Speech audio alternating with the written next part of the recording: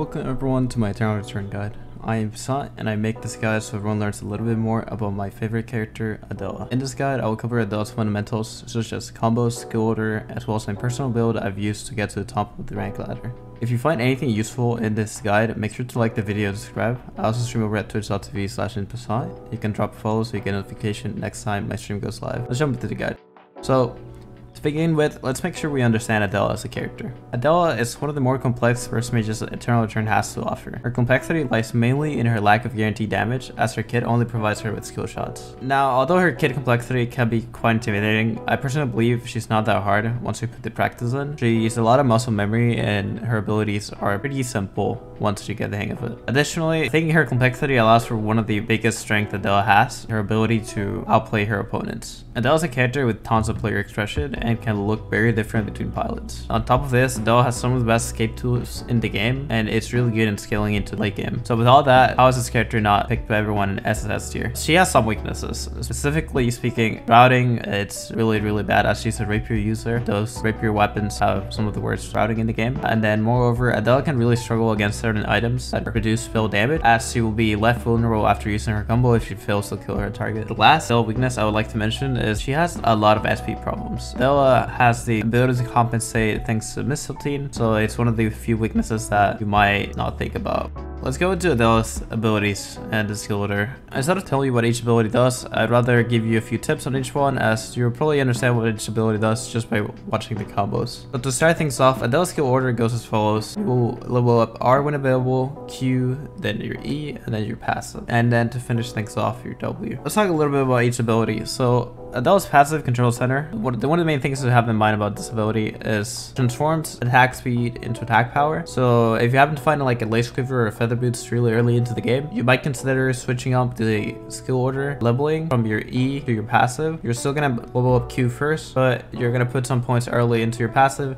That way you can wear those items and save some inventory space. Another really important thing about her passive is that Adela is considered a melee character even though she attacks from range, which means her base attacks are those of a melee character, making her tankier, and other passive stats such as healing reduction are more effective on her. Next up, in Adela's kit, the Q promotion. This is Adela's most used ability, so I'm going to provide with the most tips. For starters, a really common question I get on Adela is, how do I make sure I time my Q correctly when entering a fight? How do I always have that queen ready? And for this, I would say one of the biggest things is look at the in-game indicator. Adela has an in-game indicator that shows how much time you have before each Q. It is a 6-second window between Qs, but instead of counting each second, you can just look at the indicator. It's really simple, and a lot of people don't notice this, so it's one of the main things I would recommend. In the topic of queens, we can really note that the really important thing about Adela is the movement speed buff you get from your queen. It's a percentage buff, meaning that the higher base HP you have, it will actually give you even more speed as it will be multiplying. Let's jump into Knight 4 W. This is Adela's hardest ability by far, in my opinion. The biggest tip I can give you on this ability is just practice a lot with it. This ability takes a lot of practice, and I highly suggest that you turn off quick cast if you're having trouble with this ability. It definitely improved my gameplay whenever I was just starting with Adela. I think if I didn't do it, I probably would quit the character because it was actually so difficult to get my W to work correctly, and I think it made improve my gameplay in the long run a lot. And another big thing is a lot of people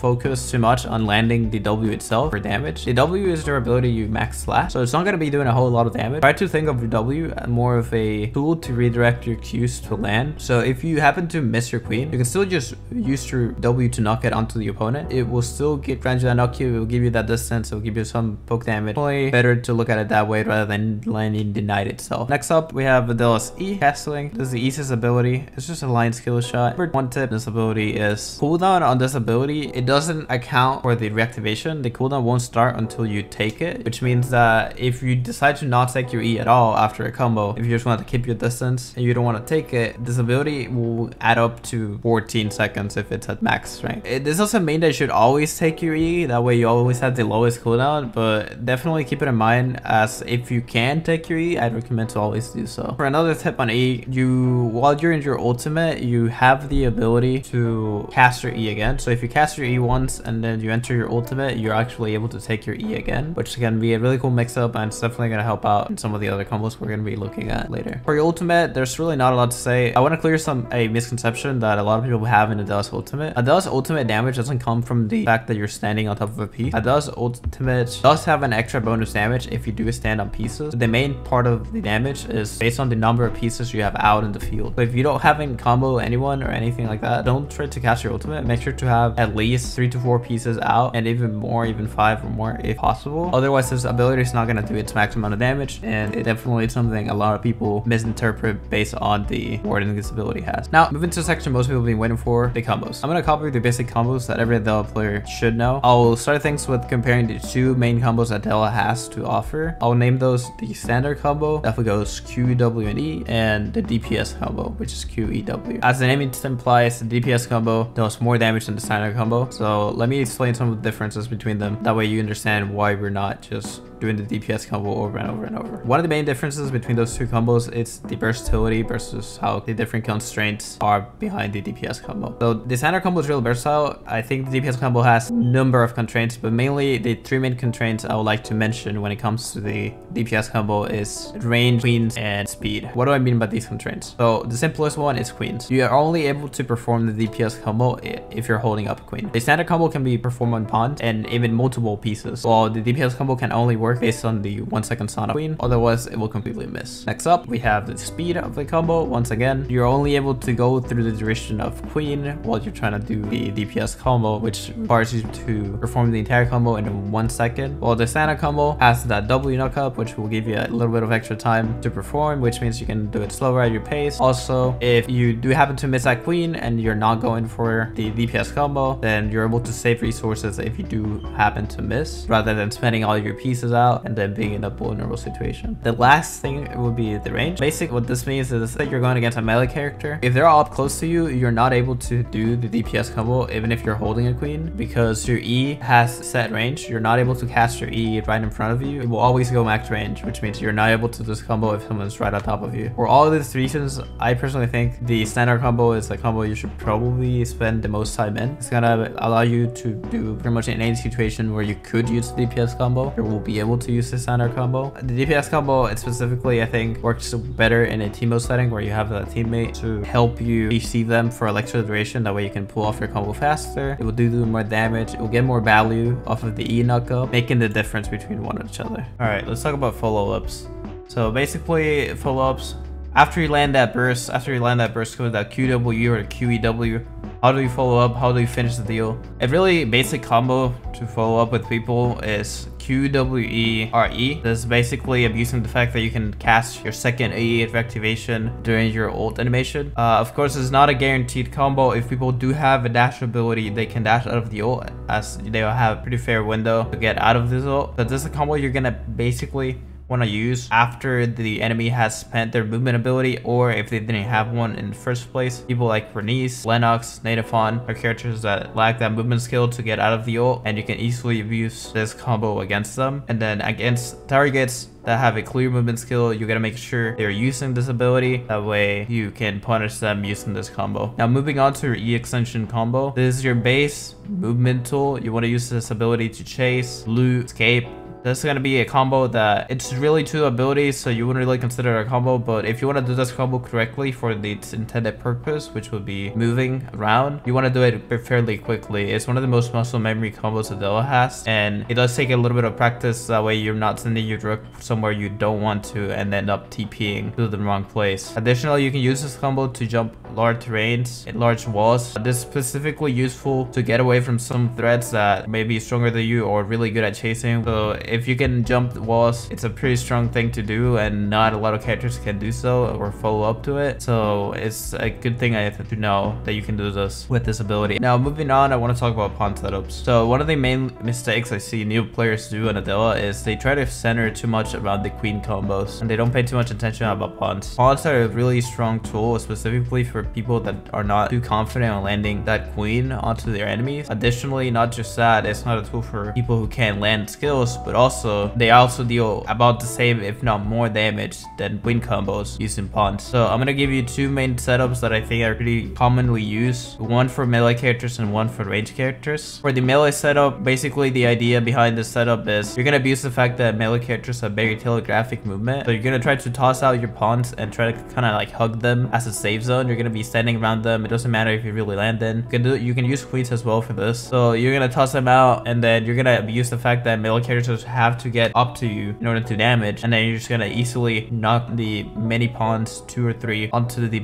melee character and then E through them. That way you do massive amounts of damage in a really quick succession. Of course, some melee characters might see that you're aiming for this and they might try to dash as you're gonna try to W, so it will involve some little bit of mind games and stuff. But worst case scenario, if they do end up dashing away or you end up missing that W knock up onto them, you can always E away or swag somewhere else, so it's fairly safe to do so. Now onto the range setup. Range characters are way more unpredictable in terms of their movement. They're usually gonna stay around max range. So a common combo I use for range characters is you're gonna start tossing pawns out, trying to kind of like poke the enemy. It doesn't really matter if they land or not, as long as they're stand somewhere near the enemy. And this is a fairly common tactic you can use while you're just kind of like not sure if you want to dive into a fight. You're just kind of trying to poke, and then as you're trying to do that, the last pawn, the third pawn right before your queen, you're gonna toss it out. It's gonna stay there, and then you're gonna knock that pawn with a W onto the enemy to follow it up with the queen and then a castling ability through them. That way you successfully perform this pawn setup for range characters. Remember, Adela is a character with tons of players expressions, so never feel limited by any of the combos or setups I say. Make sure to go and make your own. Just make sure you're not trying to concentrate yourself too much around queens, as I don't believe it's gonna take you very far playing Adela if you only use queens. Alright, let's talk a little bit about my favorite build that I used during the majority of season 2, Scary Forest. This is the build I used to climb all the way to Titan. So what is the good things about this build? This is a very fast build. This build, by your 4th zone beach, you should be there 20 to 30 seconds before it starts. Additionally, this build has really good PvE. Beach is a place that has 3 boars, 3 bats, and 3 bears, which is really good PvE, and you can clean up the entire beach. You can easily get that Rapier skill online. Additionally, beach is a really contested area because of this reason, so it's really likely that you meet people there, and because you get there so early with so many items, it's just really easy for you to pick on people that are less built than you, and you can end up securing some early kills for yourself. Additionally, this build has 3 region items for SP, which makes it a really beginner friendly build for new players that are not used to SP management on Adela or are not comfortable making drinks. With this said, there is some constraints to this build. Once again, it's a really fast build, so some of the items, specifically speaking, straight jackets and Uchiwa, mainly straight jackets though, they're not optimal to run into the late game, so you do have to transition off of these items in the late game. We'll talk about transition items a little bit in the future, but let me give you a little bit of overview of what else is in this build. Another big constraint for this build is this path can be ran by a number of characters. A lot of the characters that can run this build will run the exact same items all the way from temple, school to forest, and some even to beach. So if you see one of the other characters in this game, you're gonna make sure you're looting ahead of them, otherwise you're just gonna be taking all the items you need. But Adela does have the tools to outspeed everyone else in this path. I believe that should be the one that loots faster because of that castling ability that allows you to loot so quickly and jump walls. For the pathing tips, I really recommend that you make sure you know all the spawns for school and temple for this route, as the loot distribution system really help you to loot faster in this path. The 2 items that you will likely miss because they're duplicates, it's 2 cloth in temple and the 2 bandages in school, so you're probably gonna miss one of them. My recommendation for this is, if in temple you end up missing that cloth, instead of building with Chiwa, go for a Jolly Roger. That's the easiest I can tell you. Some Adelas even prefer Jolly Roger over the Uchiwa. This is a very fine item. There's nothing wrong with it. I personally like Uchiwa a little bit better because of that early damage spike that it gives me, as well as that SP regen that allows me to poke and toss abilities non-stop. Once again, I would always recommend taking a short rod in temple just in case you miss that cloth. That way you can build this item. This item is in the path. So that's my first scenario if you do end up missing that cloth. For the bandage, what I would say, if you're missing that one bandage, just keep going. Don't stop for it. Adela can build a number of arm pieces, so if you kill someone on beach and they have something else they're building into, just make sure you know the other arm pieces that Adela can build. These arm pieces are arm pieces such as Plasma Arc, Gates of Shah Jahan, and of course Created Still. Those are like the 3 main ones that I would recommend. So for the last pathing tips, one really critical mistake, and a lot of people ask me, how do I not die at a hotel on this build? As I mentioned previously, beach has really good PvE, and a hotel is a zone that night 1, as soon as it hits, it's really contested. There's a lot going on. It's nighttime, there's not a lot of vision. It's really easy to die in a hotel. So my personal recommendation in this build is just route everything normally up to beach, and then in beach, make sure you get your 5 items. Specifically, get your Rocker's Jacket for healing reduction before fighting anyone. Don't fight anyone until you have your healing reduction from Rocker's Jacket, otherwise their food are gonna keep them alive from any sort of burst combo you try to do if they have any good food. So finish your Rocker's Jacket more than anything. Once you do that, instead of going into a hotel as soon as possible, as soon as you get your items, make sure to, instead of doing that, just PvE clear the entire beach. Kill all the bears, all the boars, all the bats on beach. It should give you Rapier skill, and by the time you kill all of them, you should be about averaging near the end of night 1. Going into day 2. At that point, around 30 seconds before night 1 finished, you are able to go in hotel, and it should be way safer than if you gotten there as soon as you could. Talking about easily to die, I have to say some of the threats in this build is called Scary Forest. So the first place you meet an actual threat will be Forest. Some of the threats in this build could be characters like Hijin, Shoichi, Barbara, and a few others. Those main 3 are, I would say, are characters that can easily kill you in Forest. Whenever you loot Forest, try to imagine a line between the pool of forest and the left side where the main road is. Try to loot that side. If you go past that line, it's really easy for people to be there and kill you. Like Hijins will be there, Shuichis will be there, and then once you go past that line, all these characters can easily run you down and kill you because they spike really hard in forest. Now if you stay on the other side, you should most likely be fine. Most of these characters don't go that way, other than maybe Hijin trying to go back to Avenue, but you should be there before Hijin is there usually. More on, I want to say that if you happen to have to TP from alley to forest, that will of course go across that line. So the moment you have to do that is gonna increase the risk of this build a lot more because you don't have a decision on where you spawn in forest. So it's really easily for anyone to just be waiting at you on the other side of TP and kill you. But saying that, that means try to aim for the right side of school almost every time you can. Make sure whenever you start that game, you look at where people in school spawn, and if you see any of the right side of school spawns open, you can go and aim for one of these. That way you can go to that side of forest without having to TP in. That way you will be a lot more consistent and you will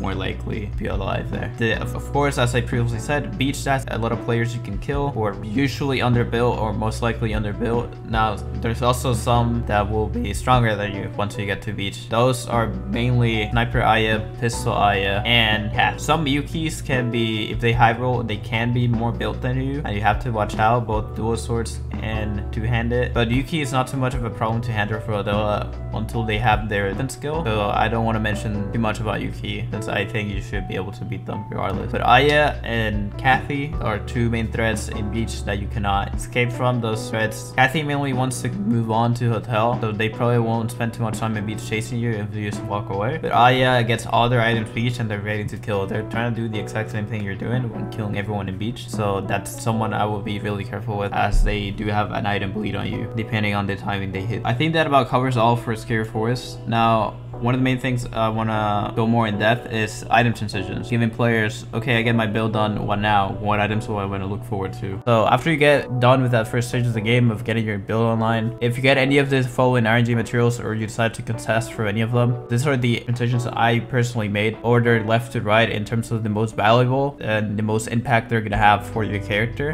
Now have some of the notes on the bottom that if you make a chest piece, for example, chest pieces are kind of fairly down. Chests like myth armor can be actually really valuable for your character, but you must make sure you have that healing reduction. So because of the time loss to go get a healing reduction item such as White Crane Fan can take up to 2 zones to build, plus any other contested items to get you that healing reduction. I have the armors rated a little bit further down. The other note, of course, that if you craft one of the weapons, you're going to be missing out on that Missile 150 SP regen, so you gotta make sure you can make some drinks to compensate for them. Also remember that although the items here are ordered left to right, none of these items are necessarily bad items. They all are items I consider are absolutely good. So even if an item is all the way to the right of this list, such as Kavada, it's a completely perfectly good item under the right conditions. And sometimes having the ability to craft that item over having to go and craft the materials to make the better one in this list can be the most effective. Always think about the time you're gonna spend looking for those items. That about covers it for the